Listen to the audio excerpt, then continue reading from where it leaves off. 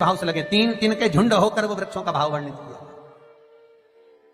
सब जगह पर दर्शन करेंगे तो एक एक वृक्ष मिलेंगे, कहीं आंवले का मिलेगा, कहीं पीपल का मिलेगा, कहीं बड़ का मिलेगा, कहीं शमी का मिलेगा। पर पितृलोक में, जितना बड़ा पितृलोक है, उस पितृलोक में जितने वृक्ष मिलेंगे सारे त्रिवेणी के भाव से मिलेंगे। तीन तीन वृक्ष का एक भाव। इसलिए हमारे यहां त्रिवेणी की जरा महत्वता रहती है पूर्वजों के लिए, पितरों के लिए।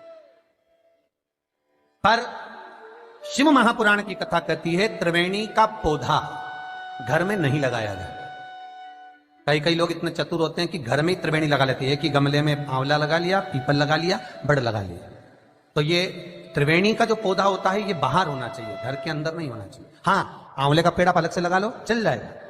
पीपल का पौधा छोटा लगाओगे, थोड़ा समय तक, जब तक पीपल बड़ा ना हो, तुम्हारे सिर पर छाया ना ही हो, तब तक तो आप घर के अंदर लगा सकते हो। पर पीपल बड़ा हो जाए और उसकी छाया आपके सिर पर आने लगे तो उस पीपल को घर में नहीं रखना, उसको बाहर लगाना। आंवले का पौधा आपको बड़ का पौधा छोटा हो, उसकी छाया ना पड़े, तब तक आप पूजन के लिए लगा लो, मना नहीं है। पर बाद में जब छाया सिर पे आने लगे तो बड़ को भी आपको बाहर लगाना पड़ेगा। केवल आंवले का पौधा ऐसा होता है जो घर के अंदर आप लगा सकते हो। शमी का पौधा घर में लगा सकते हो, पर शमी का पौधा भी जब बड़पन में आ जाए, बड़ा हो जाए, तब उसको भी हटाना पड़ता है।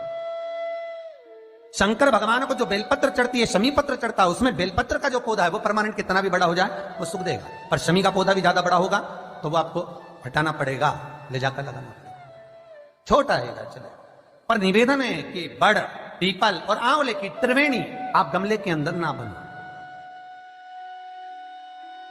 आप गमले के अंदर, कई माताओं की आदत है त्रिवेणी कहां पूजने जाएंगे, त्रिवेणी पे कहां दिया लगाने जाएंगे, तो गमले में त्रिवेणी बना लो, बड़ का पौधा भी लगा लो उसी के अंदर, उसी में आंवले का, उसी में पीपल। वो शिव महापुराण वर्णन नहीं करती। त्रिवेणी घर में, त्रिवेणी बाहर, त्रिवेणी का पौधा बाहर हो, घर के अंदर नहीं। क्यों? शिव महापुराण की कथा में स्पष्ट कहा गया, जहां त्रिवेणी का पौधा गमले के अंदर होता है, वहां उस स्थान पर महाराज कहीं ना कहीं क्लेश का भाव होता है, उस घर में शांति नहीं होती। क्यों? तो उसका भी व्याख्यान गरुड़ पुराण में कहा गया। क्या वर्णन किया गरुड़ पुराण में? कि जब जीव आत्मा को लेकर आया जाता है, सारे सुख दुख सब भोगने के बाद में कुछ समय के लिए उसको पितृलोक में जब लाया जाता है, तब पितृलोक में आने का जो प्रवेश द्वार है, उस द्वार में जब वो जीवात्मा सारे दुख भोग कर, तकलीफ भोग कर वो जीवात्मा जब प्रवेश करती है, तो उसको लगता है कि यहां पर फिर मुझे कहीं तकलीफ का अनुभव होगा, तो वो अंदर प्रवेश नहीं करती है। त्रिवेणी का जो पौधा होता है, उसी पौधे के नीचे वो जीवात्मा कुछ देर विश्राम कर लेती है।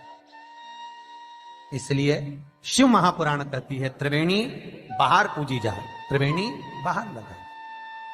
पर त्रिवेणी का पौधा घर के अंदर गमले में रहेगा। जीवात्माओं को जैसे दुख का भान होता है तो विश्रांति लेते हैं, तो आहूत पितर वासुक, जो प्रेत योनि में भटकने वाले भी जीव होते हैं, वो त्रिवेणी के नीचे कुछ समय के लिए विश्राम लेते हैं। विश्राम महाराज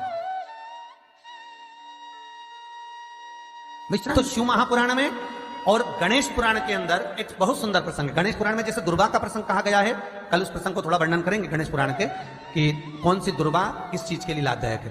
तो गणेश पुराण में शमी के जो पत्ते का वर्णन करा गया, तो उसमें स्पष्ट कहा गणेश पुराण में कि यदि एक लोटा पानी, एक कलश जल, उसमें चंदन घोलकर, अक्षत के 5 दाने और पीपल के 2 पत्ते उसमें डालकर शमी के पेड़ के ऊपर उस जल को समर्पित कर कर आप अपनी कामना बोलकर जिस कार्य के लिए जाते हैं, वो कार्य मात्र 3 दिन में सफल हो जाता है। मात्र 3 दिन लगते। गणेश पुराण शमी पत्र का, शमी का जो पौधा आपको कहा था, बेलपत्री माता पार्वती के नैनशु से प्रकट हुई, रुद्राक्ष का पौधा शंकर भगवान के नैनशु से प्रकट हुआ, और शमी का जो पौधा है वो उमा और महेश, माता पार्वती का जो एक अवतार हुआ था, उमा अवतार। तो माता पार्वती, तो 52 अवतार माता पार्वती के हुए हैं, उसमें एक अवतार माता पार्वती का उमा अवतार है। तो उमा अवतार जब माता पार्वती का हुआ था, तो उसके साथ में शंकर भगवान को महेश्वर अवतार लेना पड़ा था। महेश्वर अवतार भगवान शंकर ने लिया। तो उमा और महेश्वर का जब मिलन हुआ था, उस मिलन के दृष्टिकोण से, उस मिलन की दृष्टि से शमी का पौधा उत्पन्न हुआ। शंकर भगवान की जो जलाधारी है बस उस जलाधारी का मुख उत्तर का होना चाहिए। घर में भी अगर शंकर भगवान का शिवलिंग रखते हैं अपन, तो शंकर जी की जो जलाधारी का मुख होता है वो उत्तर का होना चाहिए। उत्तर।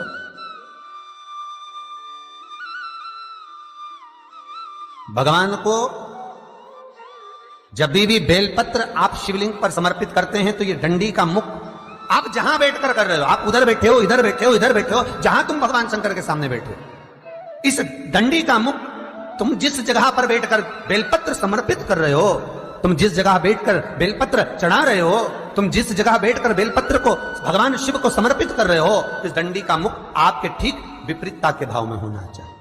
भगवान शंकर को जहां बैठकर चढ़ाओ, डंडी का मुख विपरीतता। महाराज, जब शमी पत्र भगवान शंकर को समर्पित करो तो शमी पत्र की डंडी का भाग आपकी ओर होना चाहिए। बेलपत्र की डंडी विपरीता भाव और शमी पत्र की डंडी का भाव, शमी पत्र की जो डंडी होती उसका भाग अपनी ओर होना चाहिए। यह बटकेश्वर महादेव कोई साधारण नहीं है महाराज।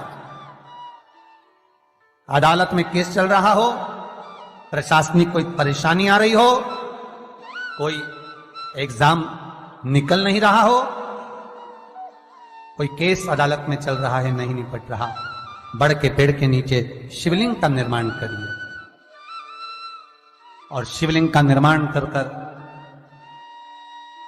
पूजन कर कर, घी का घृत का दिया लगाकर दही चढ़ाइए। उस दही को वापिस हाथ से चम्मच में निकाल लीजिए।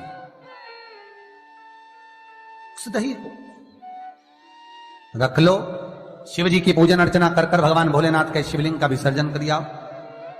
दही जो चम्मच में निकाला है उसको एक रुमाल में लगा लीजिए, चाहे स्वस्तिक बना लो, चाहे छापा लगा लो, बिंदी लगा लो। उस रुमाल को जिस एग्जाम में बैठ रहे हो उसमें जेब में रख कर ले जाइए। अदालत जा रहे हो तो उसको अपनी जेब में रख कर लेकर जाइए। महाराज, बटकेश्वर महादेव का पूजन, बटकेश्वर महादेव का स्मरण, बटकेश्वर महादेव की आराधना, बटकेश्वर महादेव का नाम जाप, बटकेश्वर महादेव की अर्चना फल दे दे।